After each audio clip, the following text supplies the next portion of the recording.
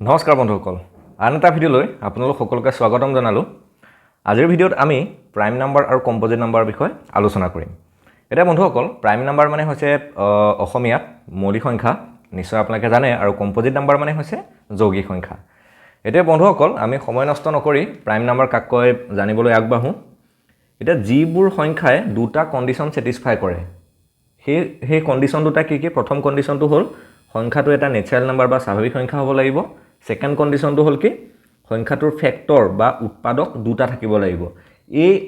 এই দুটা কণ্ডিশ্যন যিবোৰ সংখ্যা ছেটিছফাই কৰে সেই সংখ্যাবোৰকে আমি কি বুলি কওঁ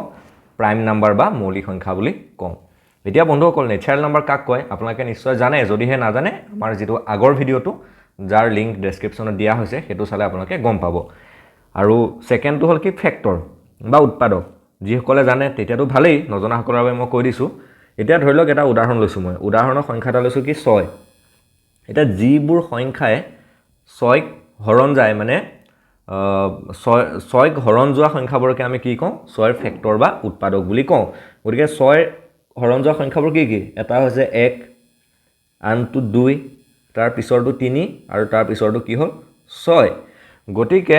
6ৰ উৎপাদক বা ফেক্টৰ কেইটা কি কি বন্ধুসকল 1 2 3 আৰু 6 আৰু যদি আমাক সোধে যে 6ৰ উৎপাদক কেইটা তেতিয়া হলে আমি কেইটা বুলি কম বন্ধুসকল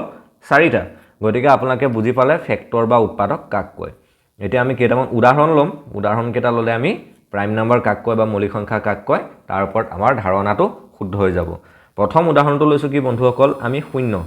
শূন্যটো এটা প্ৰাইম নাম্বাৰ হ'বনে চাওক কণ্ডিশ্যনটো এটা চেক কৰক প্ৰথম কণ্ডিশ্যনটো কি হি নেচাৰেল নাম্বাৰ হয়নে নহয় হি নেচাৰেল নাম্বাৰ হয়নে নহয় কণ্ডিশ্যনটো চেক কৰক ই এটা নেচাৰেল নাম্বাৰ নহয় গতিকে প্ৰাইম নাম্বাৰ বা মৌলিক সংখ্যা কেতিয়াও হ'বই নোৱাৰে গতিকে 0 টো এটা মৌলিক সংখ্যা নহয় সেকেন্ডটো চাওক আপোনালোকে 1 একটো এটা নেচাৰেল নাম্বাৰ হয়নে হয় প্ৰথম কণ্ডিশ্যনটো ছেটিছফাই কৰিলে সেকেন্ড কণ্ডিশ্যনটো কি তাৰ উৎপাদক দুটা থাকিব লাগিব এটা একৰ উৎপাদক কেইটা অৰ্থাৎ একক হৰণ যোৱা সংখ্যা কেইটা আছে মাত্ৰ বন্ধুসকল এটাই আছে সেইটো হ'ল কি 1 গতিকে একৰ উৎপাদক দুটা হয়নে নহয় গতিকে সেকেন্ড কণ্ডিশ্যনটো ভুল কৰিলে গতিকে একটো এটা প্ৰাইম নাম্বাৰ বা মৌলিক সংখ্যা হ'বনে বন্ধুসকল ইয়াৰ উত্তৰটো হ'ব নহয় একটো এটা মৌলিক সংখ্যা নহয় 2 টো চাম এতিয়া 2 টো এটা নেচাৰেল নাম্বাৰ হয়নে বন্ধুসকল প্ৰথম কণ্ডিশ্যনটো ছেটিছফাই হৈ গ'ল হয় সেকেন্ড কণ্ডিশ্যনটো চাওক 2 ৰ উৎপাদক কেইটা এটা 2 হৰণ যোৱা সংখ্যা কেইটা ডিভাইড যোৱা সংখ্যা কেইটা চাওক 1 এ হৰণ যায় আৰু 2 নিজে হৰণ যায় 2 গতিকে ইয়াৰ উৎপাদক দুটাই ইয়াতকে বেছিটো নাই গতিকে 2 এ দুইটা মানে 2 এ দুইটা কণ্ডিশ্যন ছেটিছফাই কৰিলে গতিকে 2 টো এটা কি হ'ব বন্ধুসকল মৌলিক সংখ্যা হ'ব ঠিক তেনেদৰে 3 ক চাওক 3 এৰ প্ৰথম কণ্ডিশ্যনটো ছেটিছফাই কৰে ই স্বাভাৱিক সংখ্যা সেকেন্ডলি 3 এৰ উৎপাদক কেইটা কি কি প্ৰথমটো হৈছে 1 সেকেন্ডটো 3 আৰু কিবা আছে নে বন্ধুসকল নাই গতিকে 3 টো এটা মৌলিক সংখ্যা 4 টো চাওক 4 এ প্ৰথম কথা 4 নেচাৰেল হয়নে হয় গতিকে 4 নেচাৰেল হয় প্ৰথম কণ্ডিশ্যনটো ছেটিছফাই কৰিলে তাৰ পিছত চাওক ইয়াৰ উৎপাদক কেইটা উৎপাদকবোৰ হ'ল 1 2 আৰু 4 মানে 4 ফেক্টৰ কেইটা কি কি 1 2 আৰু 4 গতিকে ইয়াৰ ফেক্টৰ কেইটা আছে বন্ধুসকল 3টা আছে কিন্তু হি সেকেন্ড কণ্ডিশ্যনটো ছেটিছফাই কৰিলে নে নাই কৰা গতিকে 4 টো এটা মৌলিক সংখ্যা হ'বনে বন্ধুসকল 4 টো এটা মৌলিক বা প্ৰাইম নাম্বাৰ কেতিয়াও হ'ব নোৱাৰে সেকেন্ডটো আৰু এটা উদাহৰণ ধৰি লওক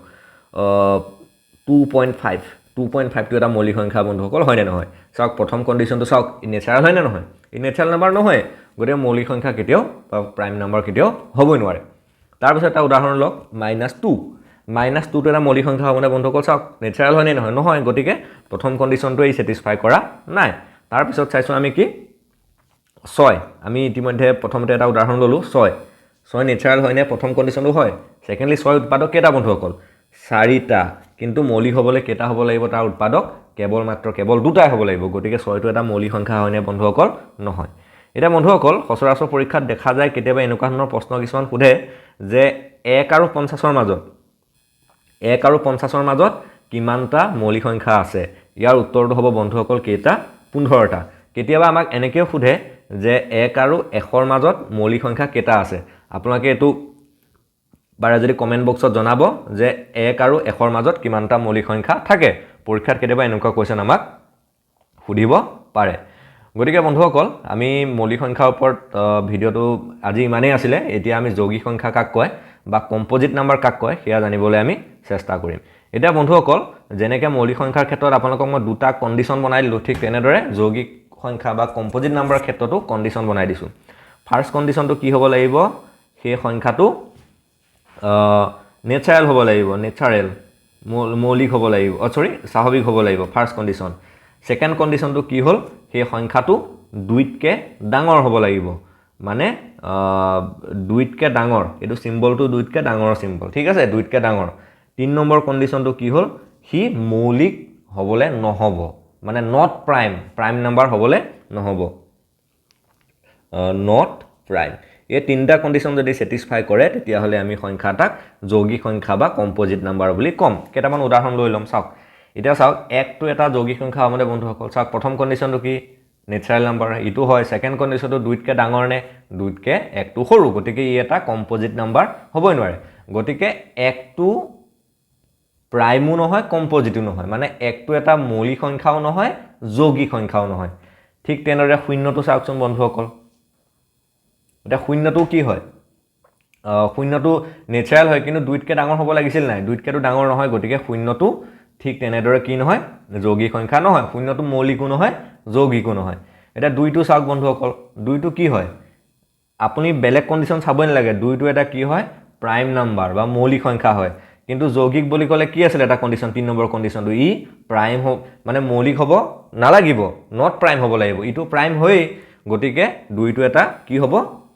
কম্পোজিট নাম্বাৰ নহয় ঠিক তেনেদৰে 3টো এটা কম্পোজিট নাম্বাৰ নহয় এটা চাওক 4টো প্ৰথম কণ্ডিশ্যনটো নেচাৰেল হয়নে হয় 2তকৈ ডাঙৰ হয়নে হয় নট প্ৰাইম হয়নে হয় ই প্ৰাইম নহয় গতিকে ই এটা কি হ'ব যৌগিক সংখ্যা হ'ব ঠিক তেনেদৰে 6টো এটা যৌগিক সংখ্যা ঠিক তেনেদৰে 8টো এটা যৌগিক সংখ্যা গতিকে বন্ধুসকল আপোনালোকক কেইটামান উদাহৰণ দিলো আপোনালোকে নিজেও ভেৰিফাই কৰি চাব পাৰে তেতিয়া আপোনালোকে যদি ভেৰিফাই কৰি চাই তেতিয়াহ'লে আপোনালোকৰ মৌলিক আৰু যৌগিকৰ মাজত মানে যেটো ডাউট আছে ক্লিয়াৰ হ'ব কেতিয়াবা কিছুমান মানুহে ফটকে কৈ দিয়ে যিবোৰ সংখ্যা মৌলিক নহয় সেই সংখ্যাবোৰকে যৌগিক মানে যিবোৰ সংখ্যা প্ৰাইম নহয় সিহঁতকে কম্পোজিট বুলি কোৱা হয় কিন্তু এটো বন্ধুসকল ভুল উদাহৰণস্বৰূপে মই এটা আপোনালোকক উদাহৰণ দি দিছো ধৰি লওক -1 টো এটা মৌলিক সংখ্যা নহয় কি তাৰ মানে কি যৌগিক হৈ যাব নেকি নহয় -1 টো মৌলিকো নহয় যৌগিকো নহয় ঠিক তেনেদৰে 1 টো চাওক মৌলিকো নহয় কিন্তু তাৰ মিনিং এটো নহয় যে ই যৌগিক হৈ যায় ই মৌলিকো নহয় যৌগিকো নহয় ঠিক তেনেদৰে 2.5 ই মৌলিকো নহয় যৌগিকো নহয় 0টো এটা মৌলিক হয় জানো নহয় ই যৌগিকো নহয় গতিকে বন্ধুসকল আপোনালোকৰ প্ৰাইম আৰু কম্পোজিটৰ মাজত ইমানেই আছিল মই অলপ সহজকৈ আপোনালোকক বুজাবলৈ চেষ্টা কৰিলো ইয়াৰ পিছত আপোনালোকে এনেকুৱা ধৰণৰ ভাল কনসেপ্ট ভিডিও আৰু প্ৰবলেম প্ৰেক্টিছৰ ভিডিও পাই থাকিব তাৰ কাৰণে আপোনালোকে চেনেলটো সাবস্ক্ৰাইব কৰি দিব ধন্যবাদ